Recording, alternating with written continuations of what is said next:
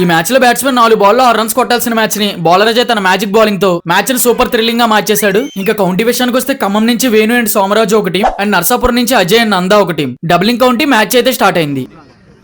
First ball good delivery, it's a dot ball. Bat edge తీసుకుని ball గాల్లోకి, wicket పడే అవకాశం, క్యాచ్ అవుట్. బాల్ మళ్ళీ గాల్లోకి, బౌండరీ వెళ్తుందా?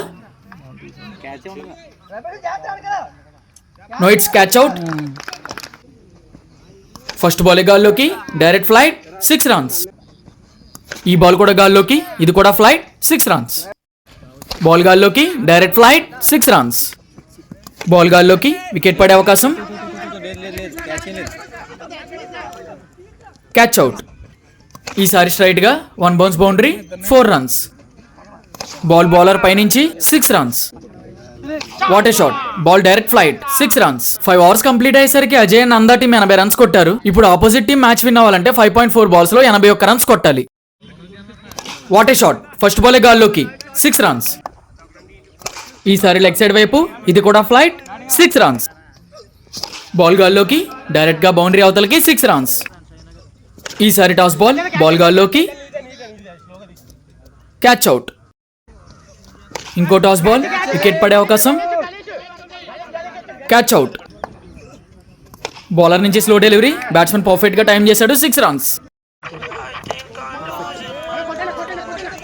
What a throw, direct hit. Batsmen 4.4 balls complete అయ్యేసరికి 68 రన్స్ కొట్టి మ్యాచ్ ని 1 సైడ్ చేసాడు. ఇంకా మ్యాచ్ విన్ అవ్వాలంటే ఒక్క ఓవర్ లో 13 రన్స్ కొట్టాలి. ఫస్ట్ బాల్ ఆఫ్ సైడ్ వైపు, సింగిల్ రన్ మాత్రమే. ఈసారి బాల్ స్ట్రైట్ గా, direct flight, 6 runs. Batsmen first 2 బాల్లోనే 7 runs కొట్టి మ్యాచ్ ని 1 సైడ్ చేసాడు. ఇంకా మ్యాచ్ విన్ అవ్వాలంటే జస్ట్ 4 బాల్స్ లో 6 రన్స్ మాత్రమే. బౌలర్ నుంచి మంచి కంబ్యాక్, ఇట్స్ డాట్ బాల్. ఇంకా 3 బాల్స్, 6 రన్స్. ఈసారి ఆఫ్ సైడ్ వైపు, క్యాచ్ అవుట్. బౌలర్ నుంచి సూపర్ కంబ్యాక్, ఇంకా 2 బాల్లు 6 పరుగులు. బాల్ గాల్లోకి, 6 వెళ్తుందా?